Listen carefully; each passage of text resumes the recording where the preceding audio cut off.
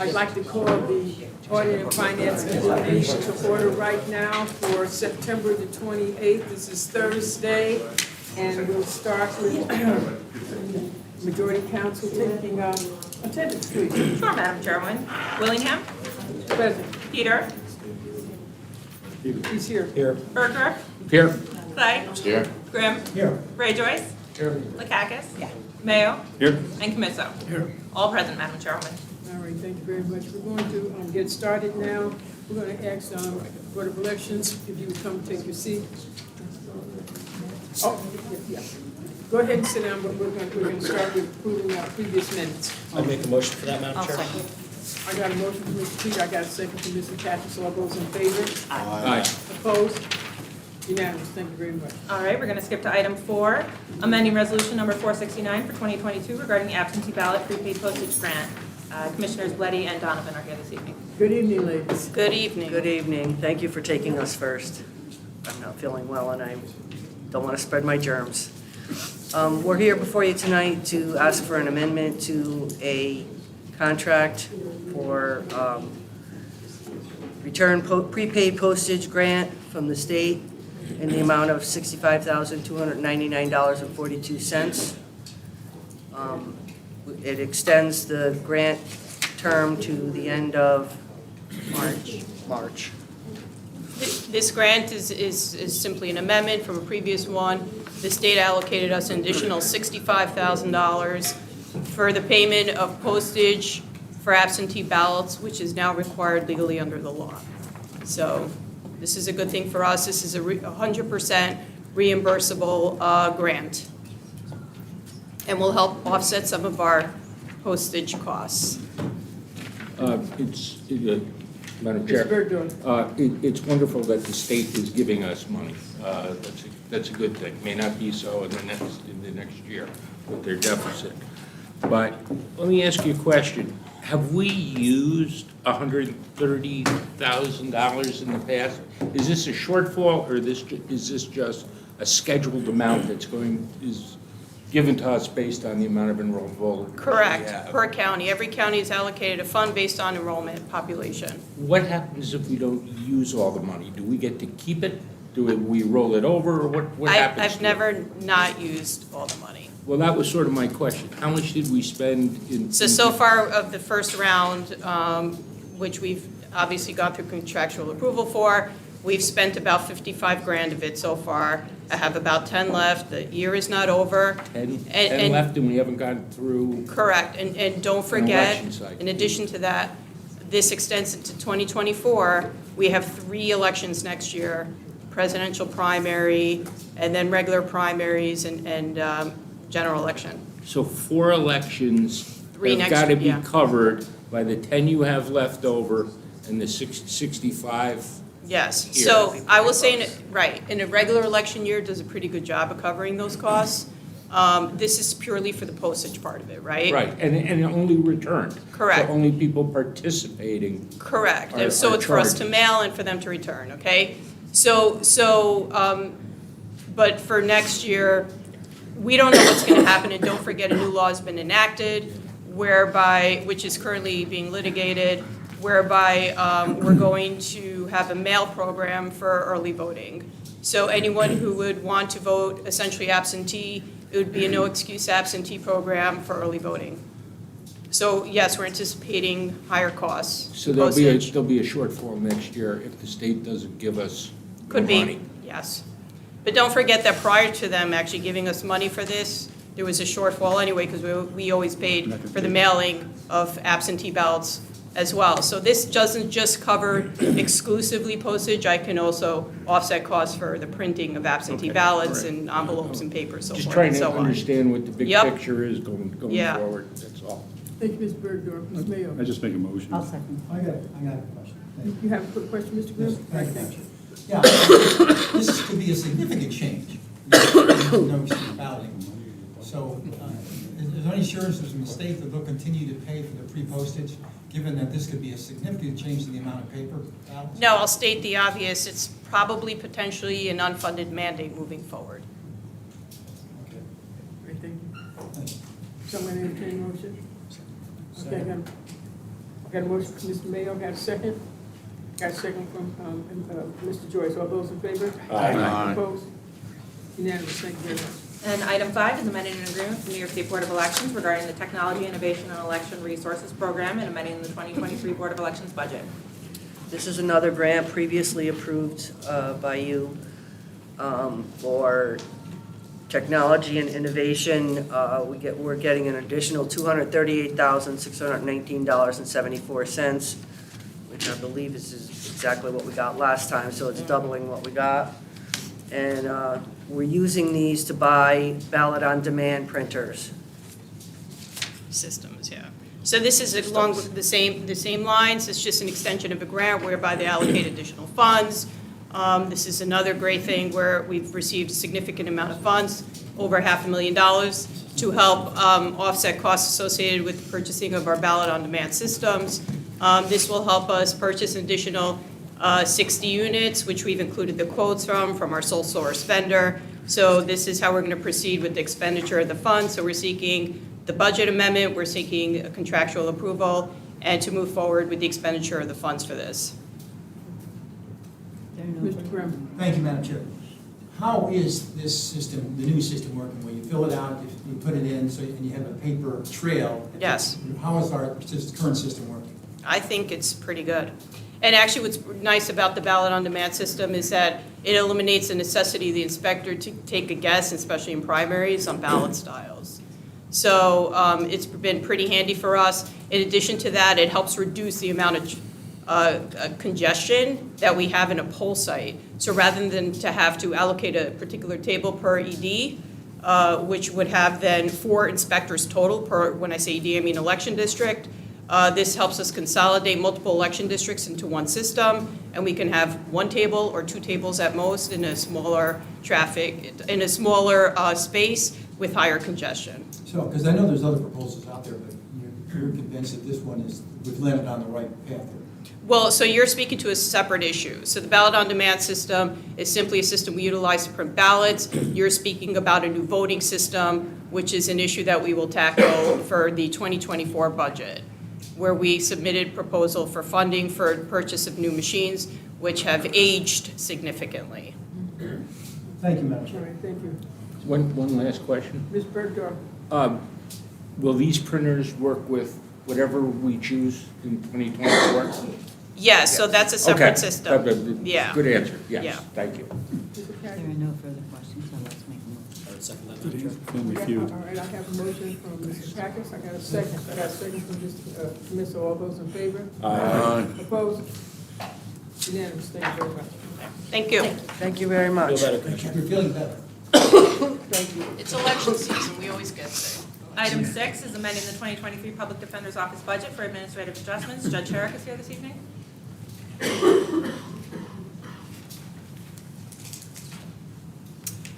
Thank you. Good evening. This was an add-on. It was submitted in a timely manner, didn't make the agenda, but it was added. Thank you very much. These are 4 positions on our salary schedule. They're late season adjustments. It's ILS money except for 14%, which equates to $5,700, and all but 1,000 of that will be recaptured next year, reimbursements from ILS. The rest of it is all ILS money. The supervisor positions were increased to be equal with each other and to be $1,000 more than the people they supervise. And the other position, the Strategic Litigation Counsel, is a new position that's funded by the balance of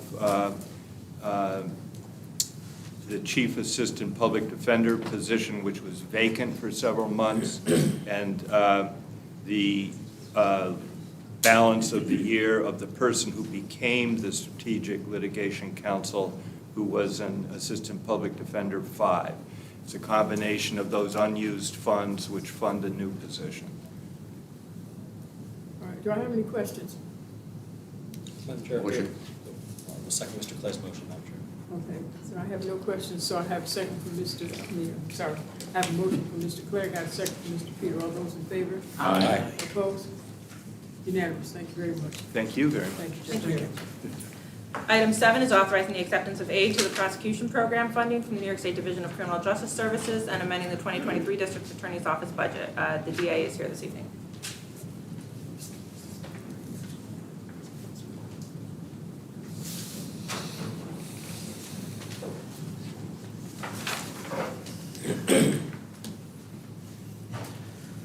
Good evening, everyone. We are, which item are we addressing first? 7. The aid to prosecution grant. Aid to prosecution.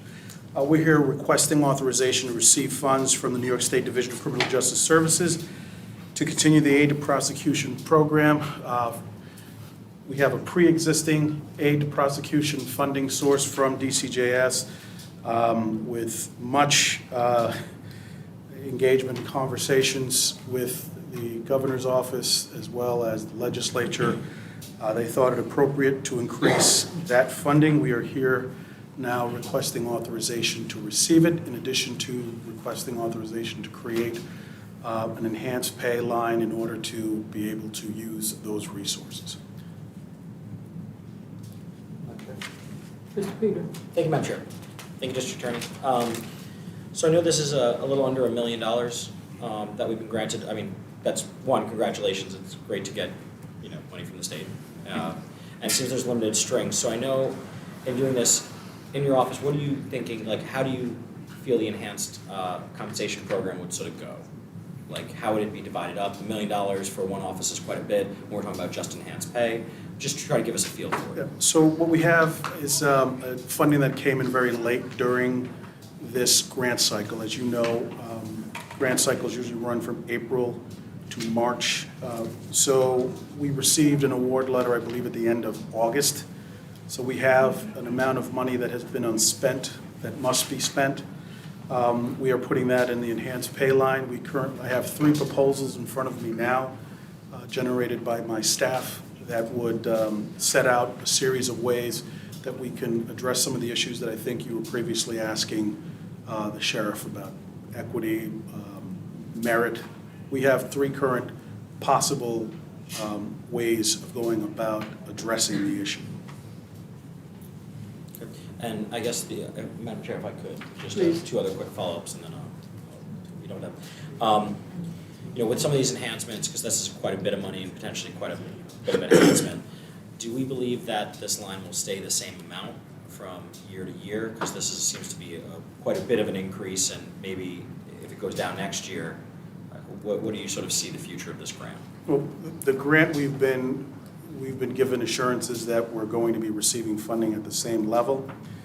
Part of the reason we're looking to place these resources in a separate line is to not burden this body with having to come in and request increases in salary lines that may not be there with future grants. So we're trying to make sure that everything that we're doing in terms of what our budget looks like, someone would be able to read it and see that these resources are grants, and if those grants dry up, then those grants dry up, and if they reduce, then we are not able to provide resources to our staff at previous levels. So that's part of our thinking. And the one final question, and just a quick one, and then I'm good. If it does dry up, right, and you go from, how many staff do you have? Right now, we have 9 vacancies, but we have about 76, 78 people. So hypothetically speaking, this could be split where each person gets $12,000. Now, I understand there's different ways, things of that nature. $12,000 off someone's pay goes away. That's quite an incentive to leave, right? That's quite a bit of money. That's probably a 10 or 12% of someone's salary. If that happens where it goes down, do you think you'll be requesting this body adjusted for those differences? Would not be asking this body. Part of these reforms that were passed is also the recognition that we are doing twice the amount of work that we've done before. And I think that's part of the reason why we're seeing a lot of money flowing into counties for not only aid to prosecution, but also with respect to discovery and funding for more unique specialized courts. So I anticipate that this is going to be an ongoing thing. I think the only concern that the association and I have is, I know with the earlier discovery grants, there were some counties that did not apply for them. Right. And therefore, as far as the state was concerned, it looked like there was really no need.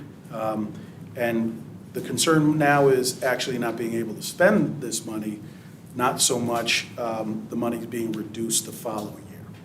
I would just request that, I know you said there's 3 proposals, that whichever that proposal is, how you end up doing it, if you could send the details to the body, just so we understand what we're looking at when the budget comes and things of that nature, that would be appreciated. Okay.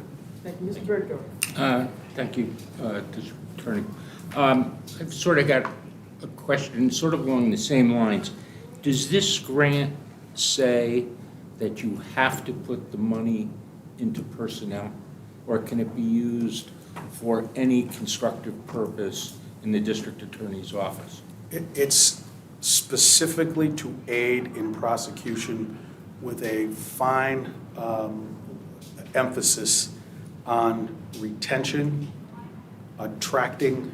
Some offices are using dollars as signing bonuses, because that's where we are right now as a state in terms So of. when you say, I'm sorry, when you say retention and the first thing you said before that.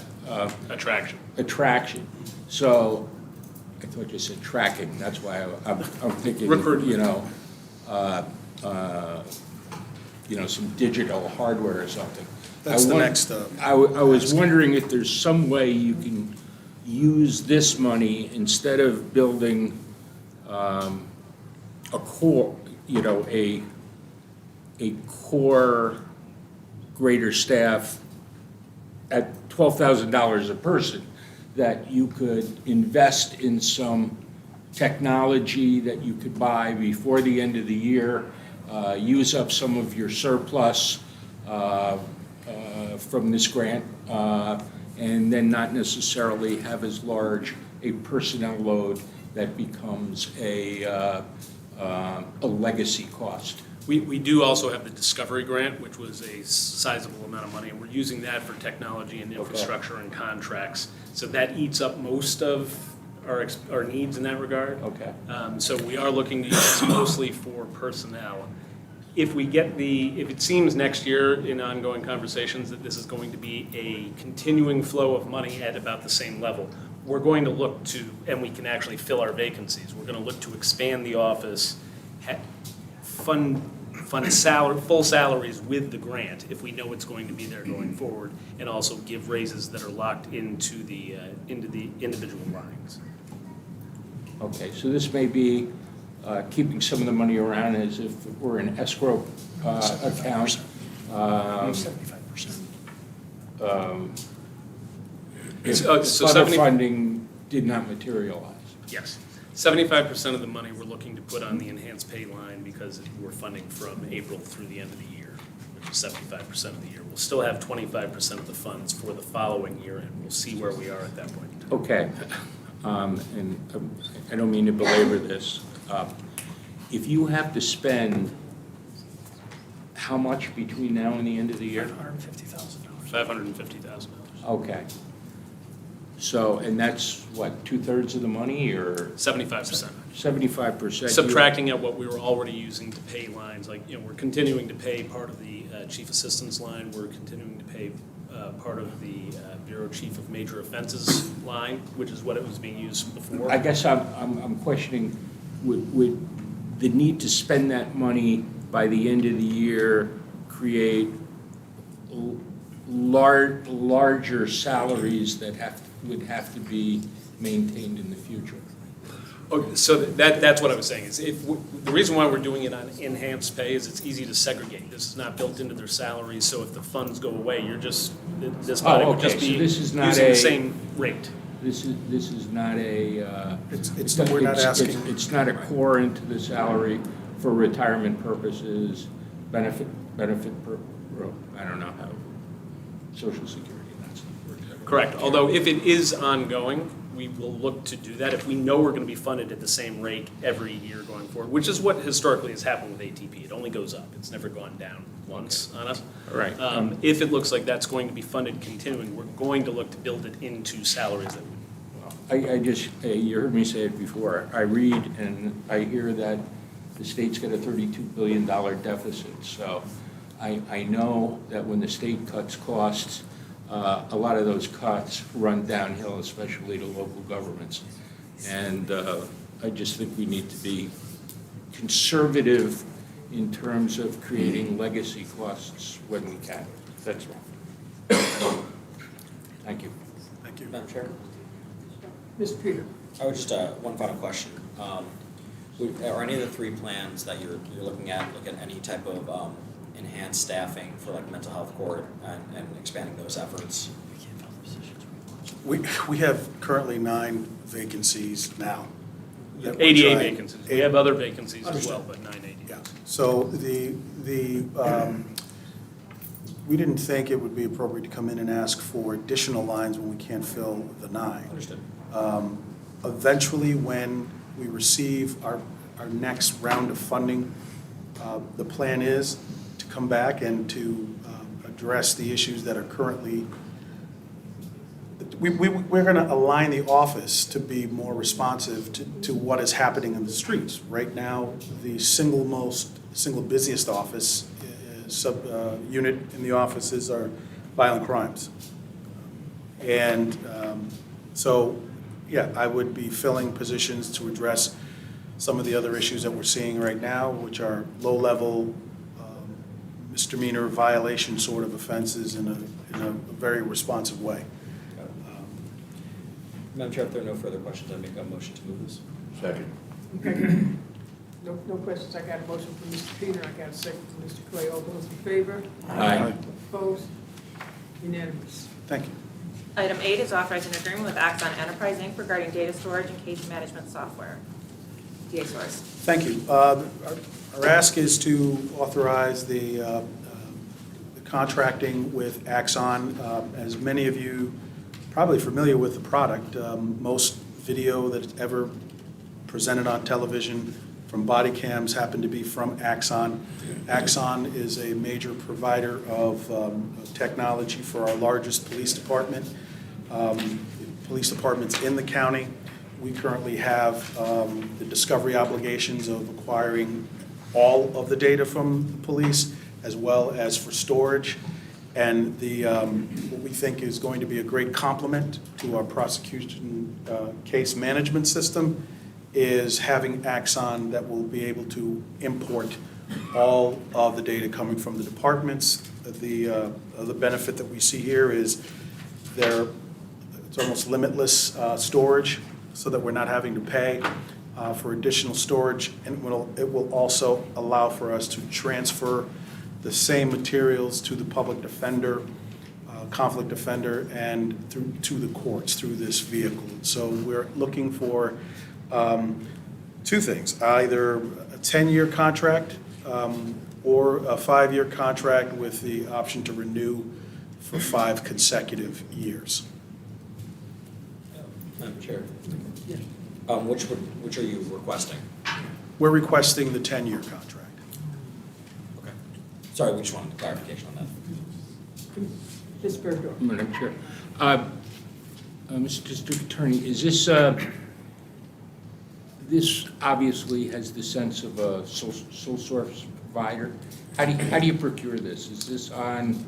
State contract. It's on state contract, okay, so there's no issue with. State police and with some of the other procurement. agencies. And I apologize for not having read through the 33-page memo that went with this, but in a 10-year contract, are they offering to keep the price the same, or does the price have a tiered or An escalating. gradation cycle? The reason we're seeking a 10-year is to get the benefit of a reduced rate, which I believe we provided that schedule. It's going to look pretty much the same. It's in the quote. It starts at about 82 a year, and it works its way up to Okay. over 100 a year. There it is on actually- page 1, how about that? yeah, so it's going to be 988,000, which if, in your package, compared to buying it for 1 year, you save over $1 million. Is that right? Yep. Over the 10-year period, we'd say. Okay, so, and so, and what do we, so we amortize the 988 over 10 years? Is that how it works? Annual payments? Yeah, I mean, each year it's gonna go up a little bit. The Discovery Grant, we do anticipate is gonna keep coming in, and like right now, the Discovery Grant Okay, is oh, I'm 1.3 seeing it million, now. You so- go from 82 in the first year to 117 in year 10. Yeah. The year 2032. Be someone else's problem. Yeah. Ms. Peter? Thank you. And I believe in the Got cost for both the 5-year plus the 5 or the 10, I think there's a built-in upgrade maintenance package that would keep it relevant. So I guess Correct. you guys have covered Yes. that on both quotes, right? Yes, Great, thank you. Thank you. thank you. Madam Chair, yeah.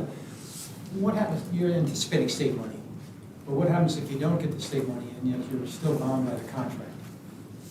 We do not anticipate the state not funding our discovery operation, because, as a matter of fact, that is one of the guarantees that we've gotten from our colleagues in DCJS, is this is something that they're going to continue funding.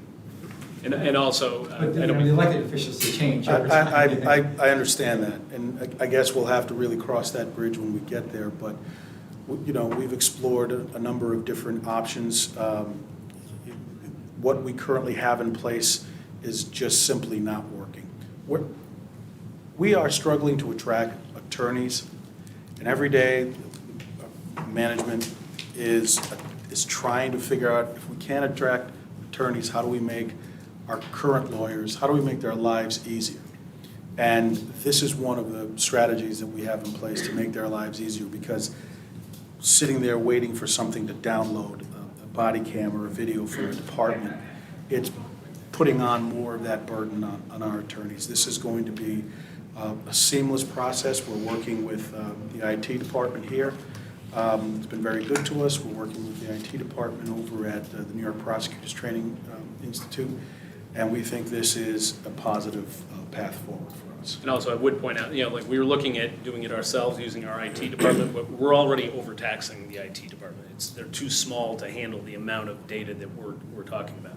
To upgrade their system to accommodate 1 year of our data, we looked at was $250,000 for 1 year. This is roughly $100,000 a year. It's a bargain, and it reduces the demands that we're placing on our IT department, which is another bonus. Very good. Thank you both. Mr. Peter? Thank you. If there are no other questions, I think this is a great system. I think it's a good idea. I'd make a motion to move this. I'll second it. Oh, sorry. I was going to second it. That was- Okay. I got It's one. what the Mr. two Peter meant. got second. You're just saying please. I thought you said I had 2 more questions. I was No, like, no, no. I got a I'm on motion, board. Mr. Peter, I got second from Mr. Mayor. All those in favor? Aye. Opposed? Yeah. Thank you very much for your time. Thank you. Item 9 is requesting that real property located at State Route 32 in the town of Westerlo be deemed no longer necessary for public use and authorizing the conveyance of said property. Commissioner Riley? I'm actually going to defer to Director McLaughlin. I'm a little busy with the budget. I haven't read through most of these. Thought I'd step up this time of year for him. Just refresh my memory, council, the town is property in Westerlo? Okay, this transfer of a property, well, 2 actions here, and thank you from Majority Council's Office for assistance. 2-step process, need to declare this piece of property abandoned and then transfer it to an abutting owner. This is a piece of property that was part of a realignment of a road, and so it's a sliver of property that we have unfortunately had to hold on to for an extended period of time, and suddenly, as we have kind of some of the other odd property transfers that you folks have seen, found somebody who's willing to take it and merge it into their existing holdings. Madam Chair, as this fits our disbursement policy, et cetera, I would make a motion. Okay, got a motion from Mr. Peter, got a second from Mr. Clay. All those in favor? Aye. Opposed? Unanimous. Thank you very much. Item 10 is authorizing the conveyance of real property located at 24 Hendrick Ave in the town of Colony. So this transfer back to a former owner. They have put the taxes, interest, and penalties in escrow with the county until passage, so we have the money in hand, which is transfer back to them. I got a motion from Mr. Cactus, if there's no I would questions. do a second. And I got a second from Mr. Peter, all those in favor? Aye. Opposed? Unanimous, thank you. Item 11 is authorizing the conveyance of real property located at 147 Melrose Ave in the city of Albany. Yes, this is a property that was taken via summary judgment, and basically the former owner had filed an answer petitioning the court for more time to pay their taxes. They then defaulted again, which is the odd reason that we're taking it out of the normal schedule. We have multiple requests for the property, and therefore, for the disposition plan, we will send to the land bank so they can run a public offering of the property. Second. I actually had a question. Mr. Bergdorf. Kind of unusual to see a property like this that has an assessed value of $179,000 being sort of neglected to the point of foreclosure. Agreed. Is there anything particular about the property that makes it unusual? No, I mean, the former owner did, as I mentioned, file an answer. I'm guessing that they were just in over their head financially, and they didn't use. We certainly give folks a list of options they should explore to use the equity they've built up to satisfy the issue, the tax liens and penalties and interest, and every once in a while, one doesn't work out. Okay, I just wondered if there was anything. No, yeah, 100%. I'll make a move. I think we made the motion. Oh, who made I think Mr. Clay did. Okay, I got a motion from Mr. Clay, and I got a second from, Either way, whatever makes you happy. Think about it. okay, let me see. From Mr. Cactus, all those in favor? Aye. Opposed? Unanimous, thank you. Item 12, it's authorizing the conveyance of real property located at 346 and 348 Second Street in the city of Albany. Yes, this is just a property transfer to an abutting owner. As is outlined in the disposition plan, they are given preference and frankly our benefit because they merge tax map numbers and simplify tax maps. Any questions? Madam Motion Chair. to move it. Second. Okay, I got a motion from Mr. Joyce, I got a second from Mr. Peter, all those in favor? Aye.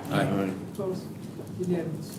And item 13 is authorizing the conveyance of real property located at 349 Orange Street in the city of Albany. Yes, this is also a transfer back to a former owner. As you can tell, a mistake clearly was made on their part, $1,600 nominal amount, just a transfer back for that amount, which is on hand. I'd make a motion if there's no questions. I'll second. I got a motion from Mr. Peter, I got a second from Mr. Cactus, all those in favor? Aye. Opposed? Unanimous. Thank you very much, gentlemen. Thank you very much, Madam Chair. All right, and item 2 is requiring reporting of monies and proceeds of asset forfeiture funds maintained by the county. Mr. Peter. Hello, everyone.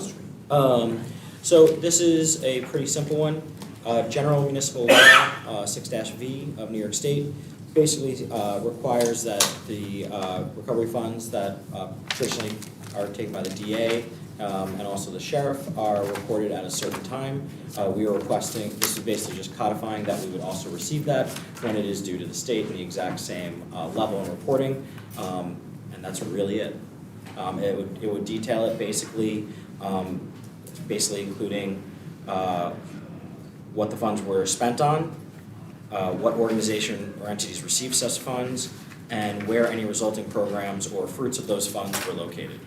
I think it's pretty simple, and it's just adhering to state law. Mr. Bergdorf. Question, Matt. Are these reports are currently made and filed with the state? They are supposed to be, as far as municipal law, I believe the law was created in 2019 or 2020. There may have been some where the individual entities were reporting directly to it, but I believe by state law, the comptroller's office is going to be in charge of that, and so that's just accommodating. The county controllers? That's correct.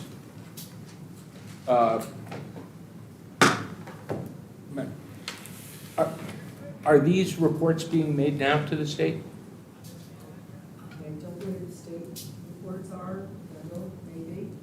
We try to research that, we didn't have the rule out, because I don't have an attorney, but now that we do, we have found that we can't find that departments have put together paperwork, so I'm researching it now.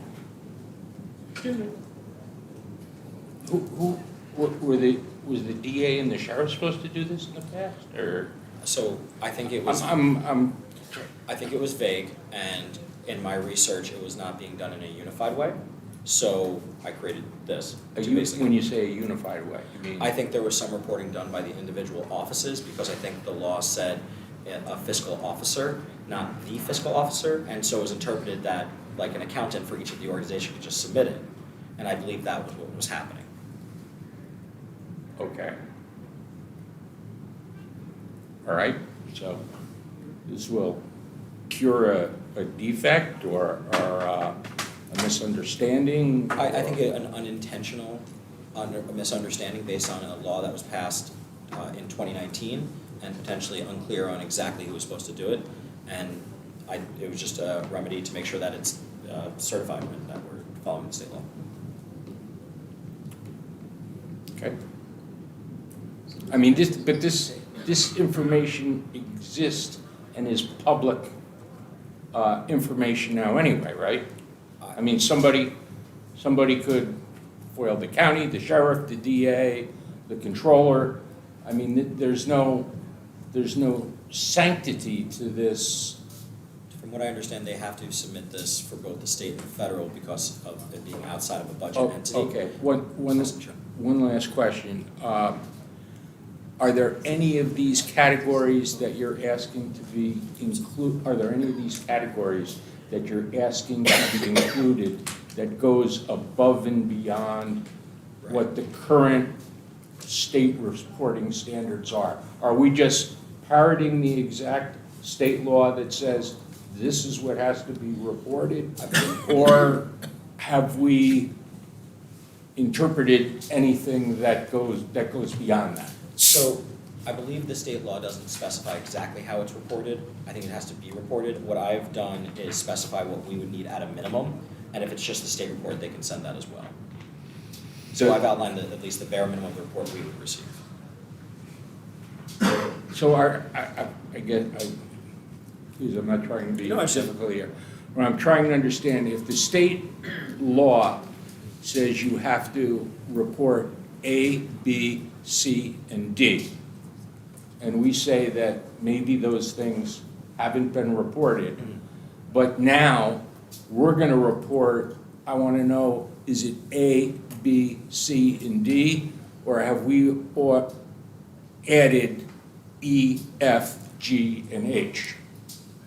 To be clear, for the state and federal reports that the separate laws apply to, those will stay the same. This is just for the report to the legislature, which was not previously done. So this is a new report? Yes, because there is the report that's due to the state and to the feds, right? And that is unacceptable for our purposes? I can say that I have not seen the report that goes to the state. I don't believe that there is one that was submitted that was unified from the comptroller because, again, I think it was sent by the individual departments. Okay. So honestly, I don't know if it's sufficient or not. It probably is. The state law, as specified, says a detailed report about the organization. I believe that everything I've asked should be in that, but I've never seen this report because I don't think it's ever been submitted. So we could be asking for information that maybe doesn't exist.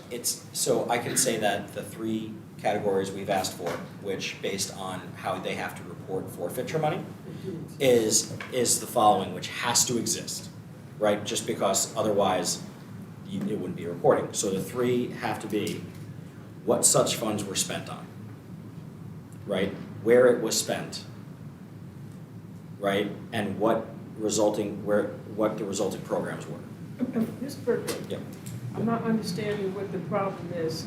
If they exist and we're in the legislature. We're all talking about trying Let me to. finish my question. Oh, I'm too, sorry. okay, Go because ahead. Now you're confusing me. Sorry. If the request is that the legislature receives this report, period, because these monies do exist, what's your issue? Oh, no, my issue is, what are we asking for? That if we got a copy of what was submitted to the state, and we got a copy Sure. that was submitted to the federal government, can't we just get copies of those two things? So I've seen, the only things I've seen are summary accounts, and the summary accounts don't break it down. What I'm saying is that I want to be very specific in what the legislature receives as part of it.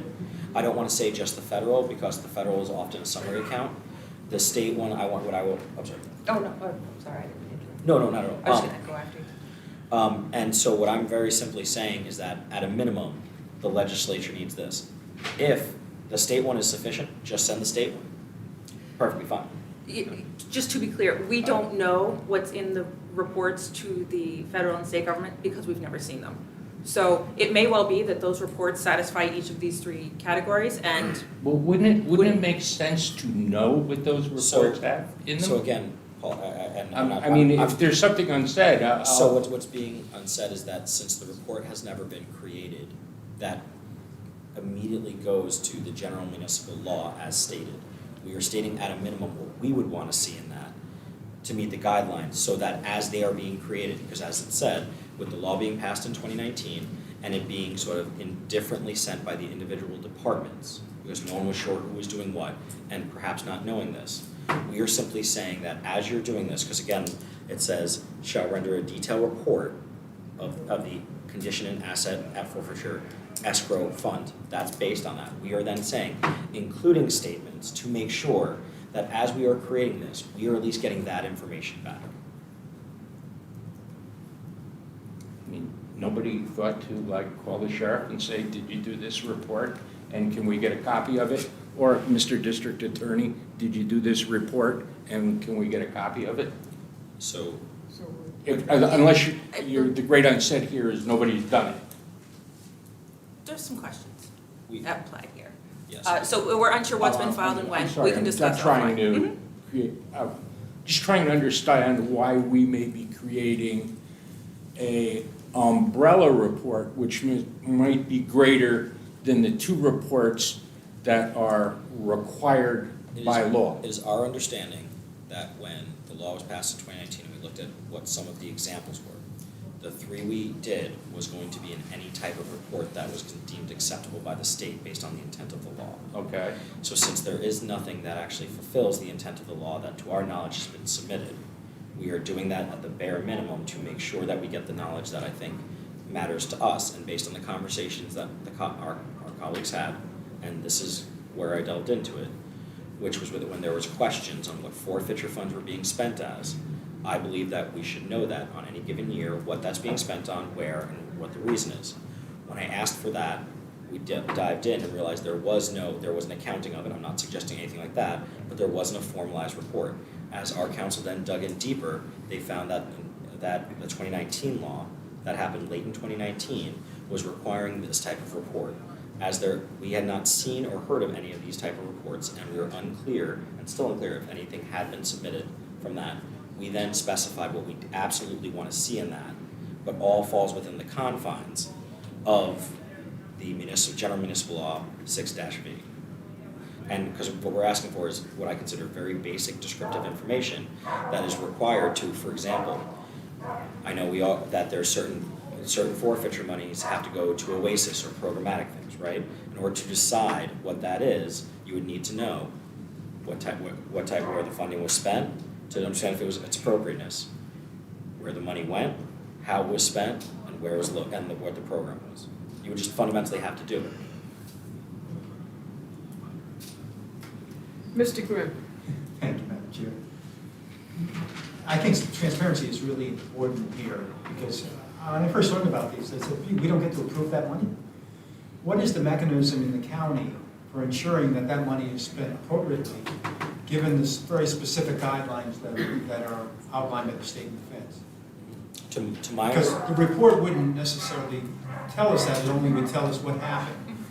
Is there an accounting mechanism? From what I understand, and correct me if I'm wrong, counsel, that it is spent within the guidelines that are sent, then the audited statements are sent to both the state and the feds, who audit it, like almost all accounts that we have, and then they can come back and say, no, that's not appropriate, you have to fund that through other monies, or get a refund. That's generally how I understand the process. They tell the people who got the money, or do they tell us? They tell us, like, so for example, they're not We gonna. have to do something. Yeah, we did this just recently, Finagling. where there was, We had to move some money around the Yes. sheriff's department Yes, exactly. to cover some, We would know this some, ahead of time. some, That's right. and that was some due to, grants a- that he made that didn't fit the federal guidelines. That's right. yep, that was due to a Something. federal audit. Yep. Maybe. So that's my understanding of how that works, Okay. and this is. I just, I hope that our relationship with our sheriff and our district attorney and reporting of this stuff through the controller, I hope it does not become a monumental task that does not have to exist. And I personally would like to know, I'd like to have somebody call DCJS and say, what'd they send you from 2019 to today? I'm happy to do that, and Well, you shouldn't be happy to do that. No, I'm saying I'm happy to work to do that. I'm saying Yeah, I mean, there's no I question. would like to, I would like to specifically see what goes to the federal government, what goes to DCJS, and to see if they're, you know, if that fulfills our needs, then it's a question of stapling the two together and sending it to the legislature. Or if there are other categories that somebody has to go back and unpack 500 transactions going back to whatever year it is, and create a whole new reporting mechanism. I just hope it's not, I believe in the same transparency that Mark does, but I hate to see the legislature Yeah. getting in to micromanaging a federal and state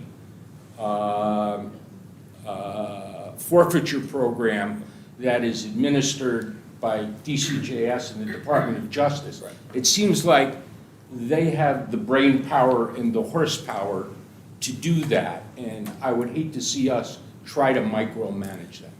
And I just want to, just to clarify if I could, Paul, because and none of these are untoward comments, I don't take them as such. Yeah. Two things. One, I'm not asking to audit, nor do I want to audit.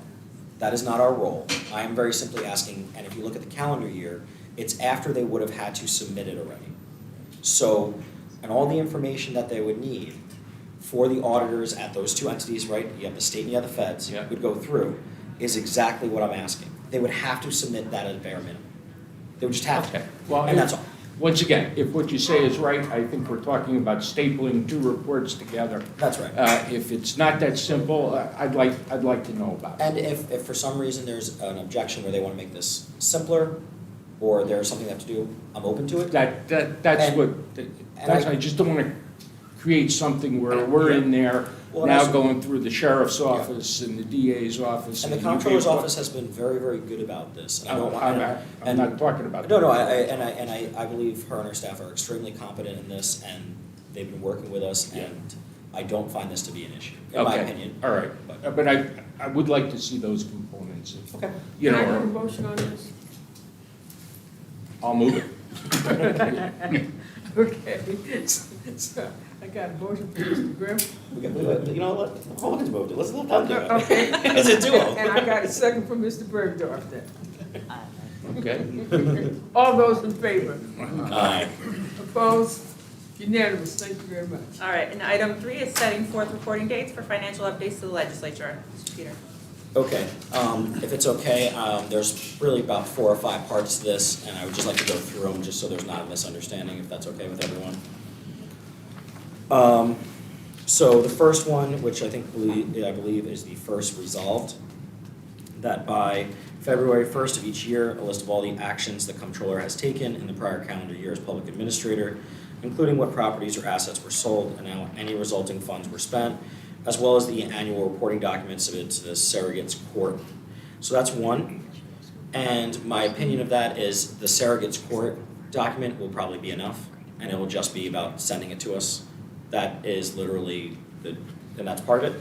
So the second one, Is there an annual report, or is there a case-by-case report? there's an annual report Or that's to due. the surrogates? That's right. There's an Okay. annual report due. So that's a forward to legislature. That's correct. Okay. And it's just making sure that we have it, we know when we're gonna have it, that's all. And I would also say that under some that a lot of this came about because of us solidifying our fund balance policies and stuff where no one was doing anything wrong, but wanted to make sure everything was happening. I think this comptroller has been very honest about sending us things and competent doing it, so I have no issue about it, but while we're codifying, it made sense to codify. The second one is that it's just basically making sure that when they're the state of the fisc, it's saying that, oh, I'm sorry, I skipped over one, I apologize. Which one did I skip? Annual update. I was just doing the May 14th. I was doing it. Annual update. I just did it. Just keep doing it. Never mind, ignore me, ignore me. Okay, sorry. So by May 14th of each year that we get a copy of the AUD, that is again just a report that is submitted. We are going to get at the same time. What I'm also requesting is that in April of each year, we get a snapshot summary of the unrestricted fund balance as of that date. This is literally just because it is sort of in the middle of when we previously get that from the end of the final quarter of the previous year, and this is a snapshot to let us know how we're doing. Just general trends, I understand that it is not a complete fund balance statement. It is not saying that everything is going to plan. It's a snapshot in time. May I make a comment here? Sure. Last month, I expressed shock and dismay that we did not have fund balance information. We're being asked to spend $1.8 million on a bonus program, and my analogy was you wouldn't spend that money unless you knew how much money you had in the checkbook. Since then, I have received various assurances that there is enough money in the checkbook to indeed cover those expenditures. But I got myself somewhat immersed in the how do you know where you are at any given point in time. And I had hoped to have something by tonight. And I hope you'll indulge me this. I have no problem reporting this out. I'm not sure we're using the right terms and fund balance or abridged fund balance or tentative fund balance. This is something that I know Rebecca is intimately familiar with. In the town of Colony, every month, every town board member got a summary of revenues and expenditures. After 16 years, I have enough of those blue and white sheets, green and white sheets of paper to wallpaper my house. But every month, we were able to see what percentage of tax revenues are in, what percentage of landfill revenue is in, what percentage of golf cart rentals was in, and then compared to where they were at the end of the month the year before, so you can immediately identify trends, okay? And then there was an expenditure report that said personal service, you know, if you're linear, at the end of June 30th, you should be at 50% personal service. And so if you were at 42% personal service, you had savings in that line. There are also variable expenses that you could see and not see. And if an expenditure line was way up, you could ask a question and say, why is that 10% over where it was this time last year? I had hoped to have a sample of that report for you tonight, because I think, for the purposes of transparency, that us knowing where we are, we the legislature, and knowing where we are every month, and I am told that this could be duplicated as a ad hoc report for any financial system that exists, and I'm not saying we wouldn't have a need to know on May 1st where we were. You could you could identify your trends. Wow, sales tax is running 15% over, or if the nursing home, if the government, what is it, the GTI, government transfer, it wasn't in, you would see that it wasn't in. Why isn't that in? Well, the state, et cetera. So I think that would be, it would take your report and put it on steroids, and it would give everybody on at the end of any month, that slice of information. And if I could clarify, so I'm not disagreeing with that, I prepare that at my day job on our monthly basis, on our Yeah. board meetings, stuff like that. But what I was, so there's a couple things. I will say from my experience that a month-by-month outlook doesn't actually tell you the story of trends. And the reason I say. I understand that. Right. Believe me, I get it. And I'm not denying the value of what you're saying. Yeah. But that the snapshot and what I'm trying to do, I think to your earlier point of not create new reports or other things like that or extra work, what I was looking at is when the comptroller submits the AUD.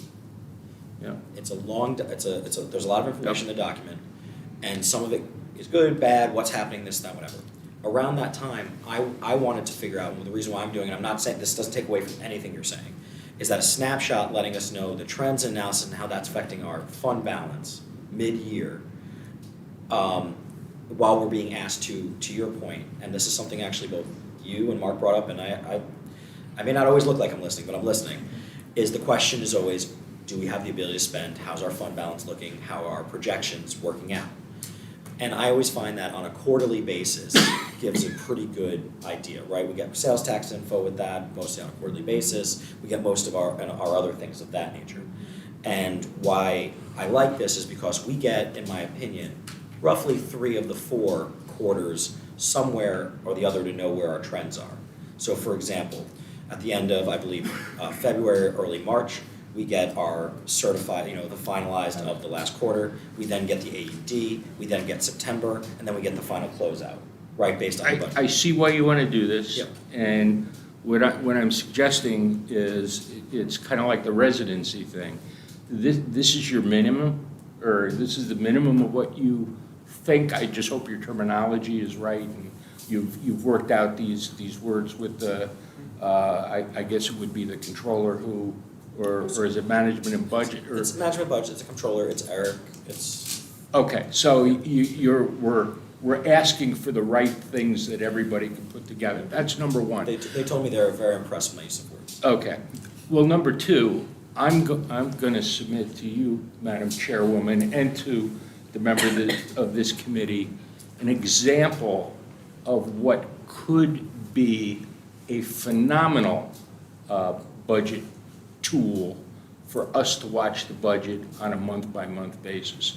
And any if we don't want to send out 39 copies, let legislators who are interested in it ask for it, and that would give everybody a sense as to where we were going on a continuing basis. And I think this is a good thing I think. Yeah, that's why I thought it would buttress well with this. Yeah, and I think, I think we, in my opinion, we move this when we have a conversation with management and budget, what it would take to get that, as well as the comptroller's office, see where we are. Yeah, and I would have had it tonight, but I understand the controller of the town of Colony, they were presenting their budget tonight, so there were, wasn't on the list of things to do today before we announce the budget. But you know the report I'm talking about, don't you? Yeah. And Does that make sense? There's just 2 other items on this. Sorry. If I could Oh, just do it. I'm so sorry. I'm so sorry. I apologize. And the other, and this one is with the Commissioner of Department of Management and Budget, shall include the submission of the capital program to the legislature by July 1st of each year, with all applicable bond identification information for each of the included proposed projects. This is something that I know Mr. Grimm and several others have asked for. Again, Mr. Riley has said no issue. Can I just speak to that, Madam? If I can get the last one in, and then, yes, sorry, I apologize. The final one is that the Commissioner of Department of Management and Budget shall include in all requests for legislative action relating to capital projects listed in the capital program, wherein the capital program the project is contained and the funding source for such capital project. So what I'm saying with that is, when they come to an RLA and ask us to spend money from the capital plan, they identify where that is from the capital project and which bond issuance or funding source they are asking to take it from. Again, Mr. Riley said no issue with it. It's just some back that would be in there. I'm sorry, Mr. Yeah, one of the concerns is we get bombarded with paper, so I'm a little leery getting more information, but there's always good information that we can use. So that's why I'd like to see everyone in the most cooperative way, give us the basic things we need without burying us in paper. Now, on the capital project, I'm actually on the capital plan, because I'm the rank on finance. Commissioner Riley took the initiative to put codings in for certain things, because I'm always asking how much is the MVP arena, how much we spend on that. And I was able to, get a clear idea of that from the new kind of coding that he added, which I really appreciated. But those are the kinds of things that I really look forward to, because they can be very helpful. And that's actually, this is just sort of expanding on that to do exactly that. And based on that coding, Mr. Riley had felt that this was not going to be a hard ask. So I believe I got all the bullets. Sorry. I know, I'm like, I didn't miss anything. I led you astray earlier, don't So- blame me. So that's, happy to answer any other questions. Are there any other questions from any other members? I got a motion from Mr. Joyce to move. I got a second from Ms. Lakakis. All those in favor? Aye. Opposed? Unanimous. I would make a motion to adjourn. Oh, okay, I got a motion to adjourn from Mr. Peters. I got a second from everybody. All those in favor? Aye, aye, aye, aye, aye.